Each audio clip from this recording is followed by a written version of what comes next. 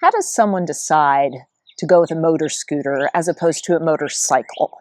I think this is an interesting question. I'll say in my experience, when I started riding my Vespa, I would get comments like, why wouldn't you just get a motorcycle? I had a motorcyclist say to me once about my Vespa, he said, yeah, that's nice and all, but you're going to want something bigger. I also have people in my life who just assumed that the Vespa is a gateway drug and that I would eventually be riding a Harley. I think all of that's pretty funny. I don't really consider motorcycles and scooters to be all that similar. I rode a motorcycle in my motorcycle safety class, and I thought it was fun, but it just wasn't what I was after. I decided to go down to Cadre Cycle and talk to my friend Matt about this because Cadre Cycle sells Italian bikes, so they sell both motorcycles and Italian motor scooters, and he himself is an owner of both. So I thought he'd have a perspective on how somebody decides whether or not they're going to get a motor scooter or a motorcycle. All right, well, thanks, Matt. I really appreciate you talking with us again. So Cadre Cycle is a place that sells both motorcycles and Vespas. So I thought you would be a really good person to talk to about really essentially what's the difference. If someone just said, it looks to me like a Vespa is just a motorcycle, but it has smaller wheels, how would you respond to that? That's a terrific question, and we actually get that quite a bit. Honestly, it's apples and oranges. The riding experience on something like this, our Moto Guzzi V7 versus something like this, Vespa Primavera, is entirely different. So what we try and get from people when they come in with that question is, what are they looking for? Why do they want a two-wheeled vehicle, right? And if we can get to the bottom of that, it makes decision very, very easy. And we can talk about all the things that are going to factor into the decision to buy either a motorcycle, a Vespa, or honestly, both. So what do you think people most commonly misunderstand about a scooter or a Vespa? How utilitarian they are. Okay. Right? They're a fashion icon, and people love them for the way they look, for the roles they've played in movies. But frankly, no one really here in the States, at least, considers it a daily kind of a usable vehicle.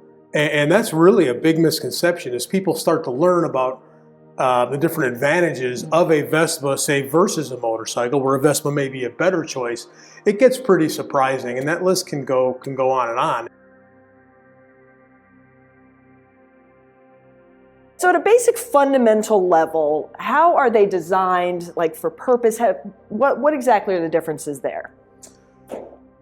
A Vespa was originally designed, and still to this day, as a utilitarian product. It was built right after the World War II in Italy, designed to get people moving again. So it comes with a lot of very utilitarian features packaged into a iconic fashion shape.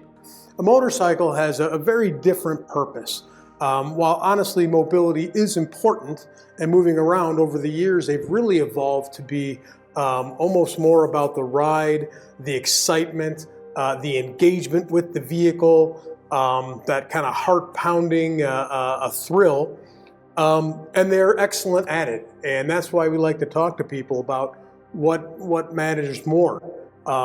These are two similarly sized things, but really they're completely different animals. So if somebody is just beginning to look into getting a two-wheeled vehicle, what kinds of questions, like just as far as like the entry into this space of two-wheeled riding, how would you compare going with one or the other? The Vespa is much more approachable, and it is from the very beginning through its lifetime. They're very easy to operate, even though these are physically about the same size. This Vespa here weighs less than 300 pounds. That motorcycle there is about 500 pounds. Oh, wow. So simply moving the thing physically is a much simpler task. We have a lot of new riders that are uncomfortable with manual transmissions, right? This is an automatic transmission, so it's a much simpler skill set to learn. The Vespa can be a lot more forgiving as far as its performance characteristics. Scooters in general don't ask as much from the rider as a motorcycle will. So scooters are certainly more approachable. They're easier to live with on a day-to-day basis for commuting and utilitarian purposes. And they bring a bit more joy than excitement. Now, a good Vespa ride is exciting. I love a good Vespa ride, right? I go a couple 100 miles a week, almost every week. But it's not heart-pounding like a motorcycle would be, right? It's easier, it's slower, and the scooter, again, just asks you to enjoy yourself. It handles all of the details for you. Where a motorcycle, you need to be focused and really engaged in every turn and lean angles and weight distribution, things that the Vespa simply doesn't ask for. So for overall approachability and over the life of its use, easeability, if that's even a word, the Vespa is certainly carrying an advantage over a standard traditional motorcycle. And I'll just show you some of the features that the Vespas come with standard, just on design. This particular one has a very deep storage well. You can put quite a bit in the seat, underneath the seat, gallon of milk, couple of grocery bags. Also has a hook on the front specifically designed for those Kroger-style bags. It comes with a glove box, right, where you can put your phone, some gloves, some other equipment there. This one's already equipped with what we call the companion pack, which has this terrific little rack on the back. This rack also holds different size boxes. So for everyday living, honestly, they're indispensable. I use mine all the time. Yeah, the Vespa really is designed for that kind of daily use. And again, I started life as a motorcycle guy. I've been a motorcycle guy for decades, but 9 times out of 10, when I get in my garage, I get on my Vespa. So this Cadre Cycle started as a motorcycle shop only, and you've only recently incorporated the scooter lines in here. So have you had very many people who've gone from motorcycle to scooter? What tends to surprise them when they ride a Vespa after riding a motorcycle? Terrific question.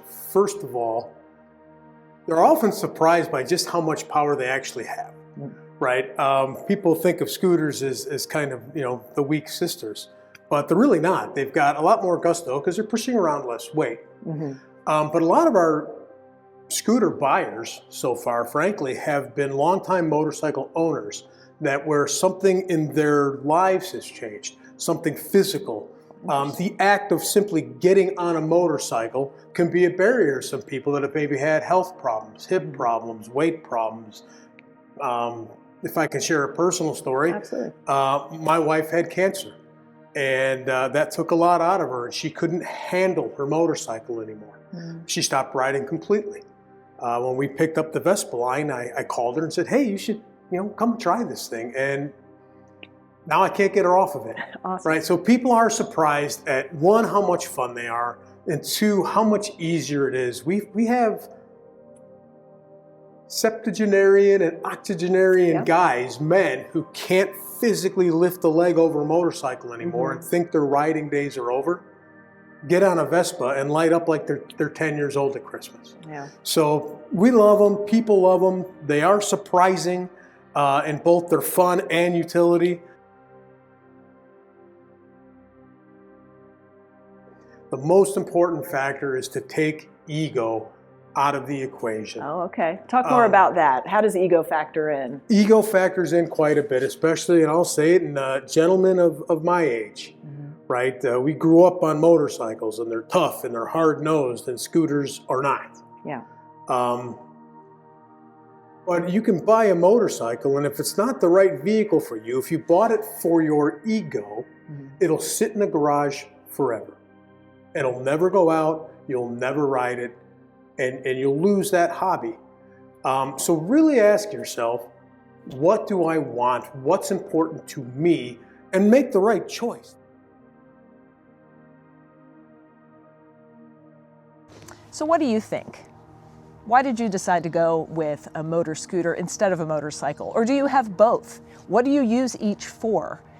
Do you consider a motor scooter just a step to a motorcycle? Or were you a motorcycle rider and you've stepped to scooters? I'd love to hear your story. Make sure you comment below. Don't forget to like and subscribe for more scooter content. There's a lot to come. Thanks for watching.